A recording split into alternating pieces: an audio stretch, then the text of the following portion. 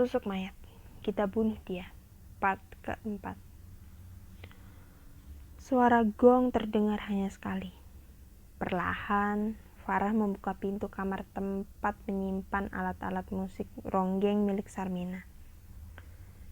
Tidak ada siapa-siapa di dalam. Hanya ada alat-alat musik ronggeng yang terbungkus sarang laba-laba. Ia kembali ke kamar Sarmina. Sontak saja, Farah berteriak saking kagetnya, lantaran melihat Sarminah duduk di atas kasurnya dengan keadaan mata melotot dan mulut terbuka lebar.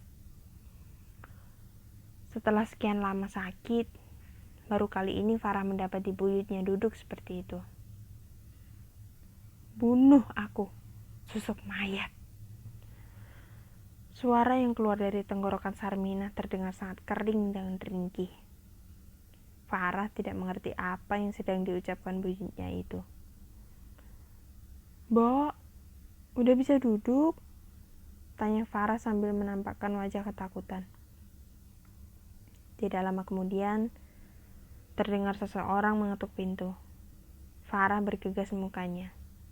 Mereka sudah datang. Itu ternyata kerabat Farah yang juga masih keturunan Sarminah. Sebenarnya Farah meminta semuanya hadir, tapi yang datang hanya 3 orang saja. Mereka adalah Ningsih, Gion, dan Rizal. Semuanya adalah cicit Sarminah. "Kalian lihat ini," Farah dengan panik menunjuk keadaan buyutnya. "Mbok udah bisa duduk?" tanya Gion. "Kalian dengar? Bunuh aku, susuk mayat." Sarminah terus-terusan mengucapkan kalimat tersebut.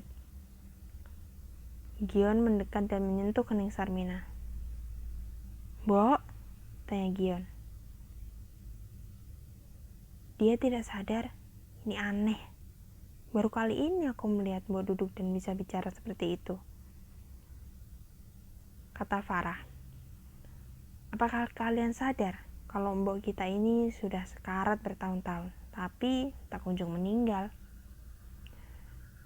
"Iya betul, ini tidak wajar," timpal Ningsih. "Benar sekali Ningsih, kejadian ini memang tidak wajar," tambah Rizal. "Bunuh aku, susuk mayat." Lirih dan kering, suara itu keluar lagi dari tenggorokan Sarminah. "Apakah kalian sayang sama Mbok kita?" tanya Ningsih. Mereka semua mengangguk. "Kalau begitu, kita harus mengakhiri penderitaannya," tambah Ningsih. "Maksud kamu, kita harus bunuh dia?" Farah menatap kerabatnya. Mereka mengangguk. "Enggak, itu namanya pembunuhan," Farah membentak. "Dengarkan Farah, mau sampai kapan kau ngurusin Mbok, hah? Mau kau warisi ke anak cucumu? Mbok kita pasti punya ilmu hitam dan susah meninggal." Ningsih pun naik pitam. "Tapi membunuh Mbok itu bukan solusi," Farah membentak. "Lalu apa solusimu?" tanya Rizal yang terkesan membela pendapat Ningsih. "Bunuh aku, susuk mayat," kembali Sarminah berucap lirih. "Kau dengar itu Farah?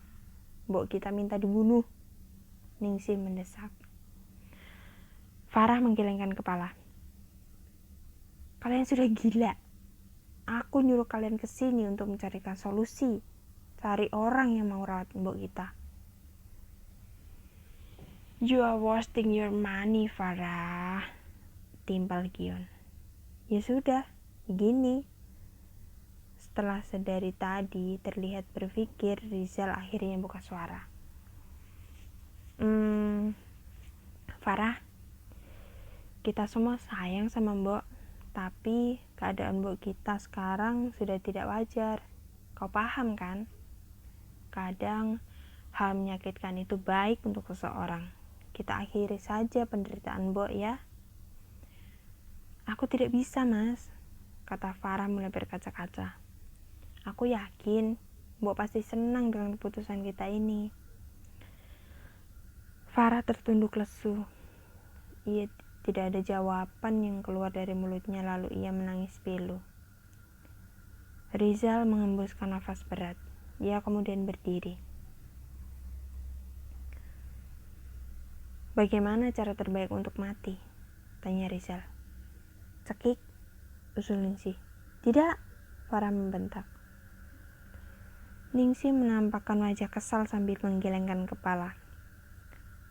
Bekap saja nafasnya, usul Gion. Itu terlalu sadis. Kembali Farah menolak usulan kerabatnya. Sianida, kita kasih obat tidur dulu, lalu kita cekoki sianida. Semua mengangguk kecuali Farah. Ia masih menangis. Ia tidak tega. Tapi di sisi lain pendapat Rizal ada benarnya. Kadang hal menyakitkan itu baik untuk seseorang. Susuk mayat. Kematian Sarminah, part 5.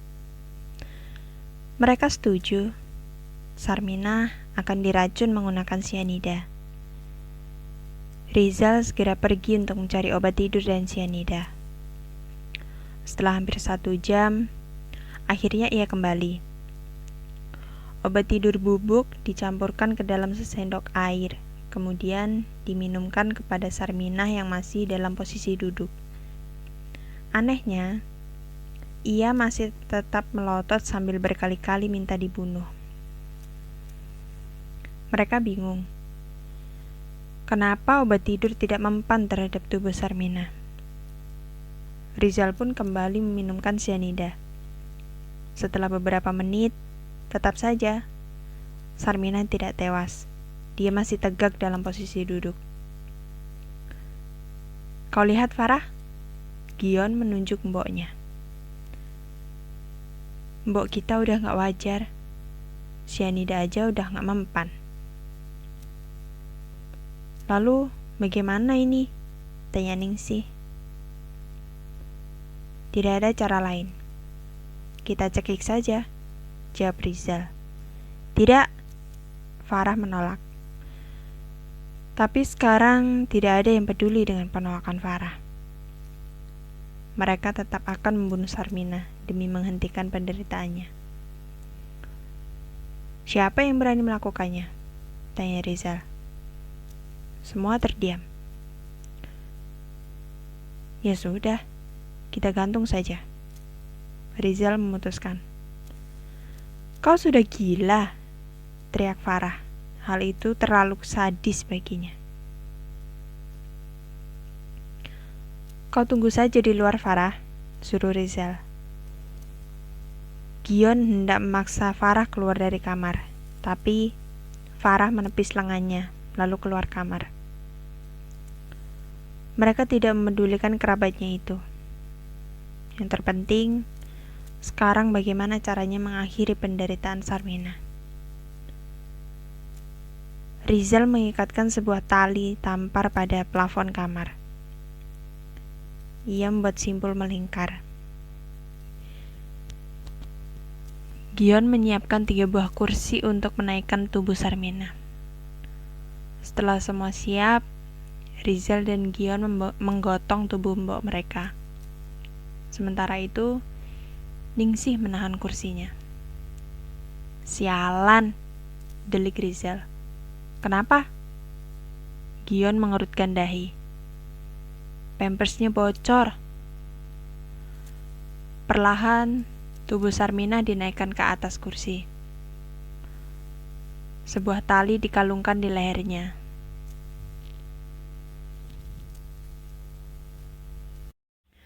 Rizal masih menahan tubuh Sarminah dari bawah. Setelah semua sempurna, ia melepas pegangannya. Sarminah digantung. Tangannya tidak meronta. Kakinya tenang melayang di atas lantai. Dan kedua matanya melotot. Ia tidak lagi berucap apa-apa. Setelah 1 jam digantung, Rizal dan Gion menurunkan tubuh Sarminah. Mereka memeriksa detak jantung dan denyut nadi. Sudah tidak ada. Sarminah mati. Itu membuat mereka tersenyum bahagia. Akhirnya, upaya mereka untuk mengakhiri penderitaan Sarminah berhasil. Sekarang bagaimana? Tanya Gion. Kita makamkanlah.